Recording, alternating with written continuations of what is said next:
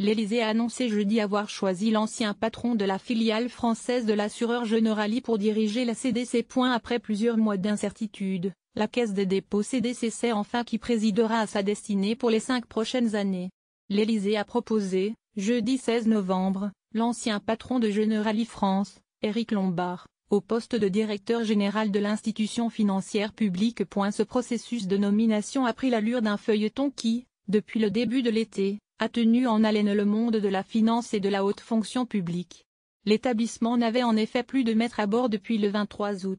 Depuis cette date, Pierre-René Lemas, le patron sortant qui avait atteint l'âge légal de la retraite préfectorale, assurait l'intérim en attendant que l'Élysée lui trouve un successeur. Pendant de longues semaines, l'Élysée a cherché le bon candidat, et a eu la surprise d'essuyer plusieurs refus dans le cercle des grands commis de l'État.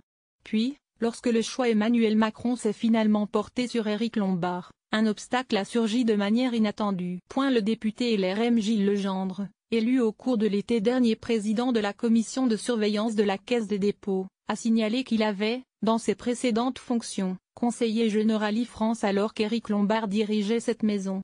Un hasard incroyable, car Gilles Legendre n'avait pas des milliers de clients, s'amuse un proche du député. Il revient désormais aux commissions des finances de l'Assemblée nationale et du Sénat de valider la décision de l'Élysée, avant la nomination officielle d'Éric Lombard par décret du président de la République, pour une durée de 5 ans. Feuille de route fixée par Emmanuel Macron. C'est l'une des particularités de cette fonction, souvent considérée comme l'une des plus prestigieuses de la République. Une fois désigné, le directeur général de la Caisse bénéficie en principe durant son mandat d'une véritable indépendance.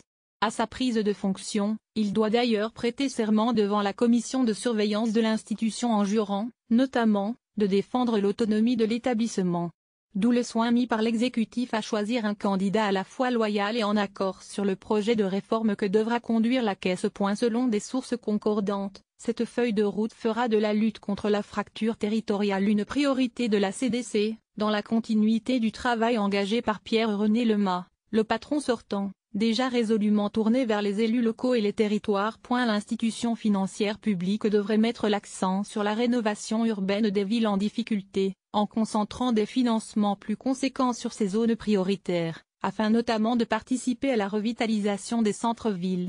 La Caisse, pilier du financement du logement social, travaillera également sur l'allongement de la durée des prêts et la modification de la structure de ces crédits pour accompagner la transformation du secteur. La Caisse fera également évoluer ses participations, mais le programme de cession devrait s'opérer sur la durée. Il n'y a pas d'urgence, souligne un proche du dossier.